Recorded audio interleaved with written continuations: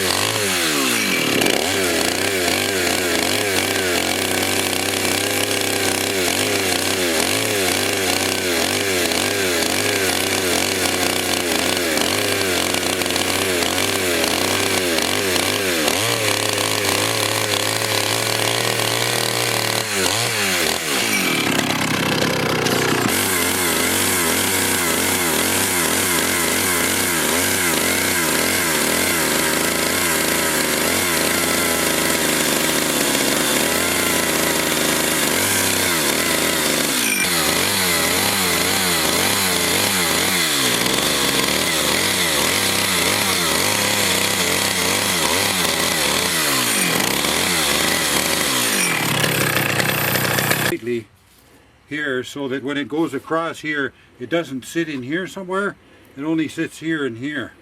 So it doesn't have to be hollowed much, just enough so it fits tight. Now when you're starting in with a saw to cut, you got to be really careful because they're prone to kicking back and kicking you in the face. That's the main thing. The main thing is to hold it like this with your thumb around it so you can control it. If you hold it like this and it kicks, your hand is right in the chain and all ripped up. So the other thing, you got to be careful when you're cutting along here that you don't come along and catch the top of this, because the back of your saw is what makes it kick. When you're cutting there, it won't kick.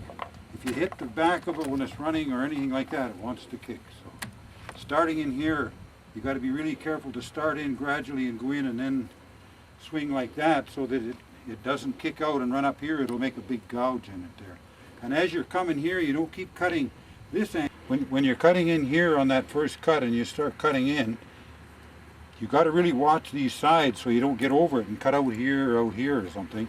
And as you're cutting in like that, and it's going to come over on the second time, when you cut on the second side, the other side's already cut, so it's cutting easily there. It'll come through and cut this side, so you cut and move it around so it hits in there first, and it stops so you don't cut this side. So it's better when you roll it in to roll it in slow. You get it up so it's on the balance like we did before, just before it goes, and then you hook this one, let it in easy, because otherwise it'll bang that log. Sometimes it throws them all out of whack when if you let it go with a hard bang. Okay.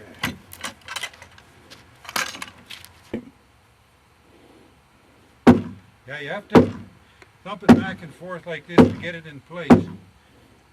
And then you give it a good one down. And the same on this one. It's better to hit it on a knot or on an end that's going to be trimmed or something, or you can hit it any you want up here in the corner because that's covered with the next log. But if you hit it all over the place, you just make big marks on the log. So now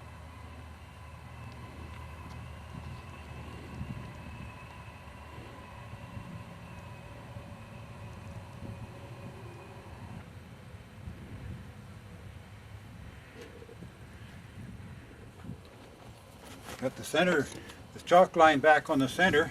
So then we want to put center from this chalk line. Everything goes up from center both ways. So we always run centers out. And so if I put this on here and sight, put this plumb and then sight down that chalk line, if I put a mark up here, I'm on center right there. This one wasn't right. That was just a... Okay, that gives us our center. We've got a chalk line here with the center this way, and we're going to cut this receiver again. So we put it a mark 12 inches each way. Gives us that mark. And then you can put a 12-inch mark out here. Gives us that mark. So now we know where to start this because we're 12 inches out. And anytime we ever want to measure back on the next log and find center, you can measure from that 12-inch and come back.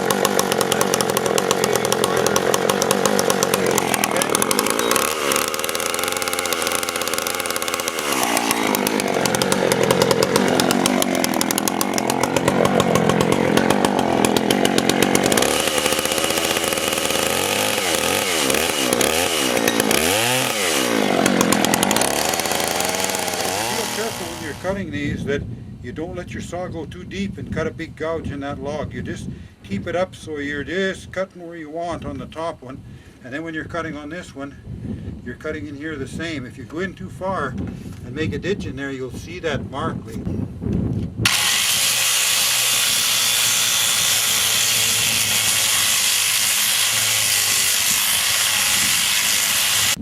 Yeah, these marks that are in the center here are all right. They don't hurt anything because they're covered later with the next log. You can hit on here with the hammer and or on here or here in the middle because the next V will come along here and these corners like that will come up like this, so you only see out here. So whatever's in here doesn't matter. You don't have to finish that off real nice.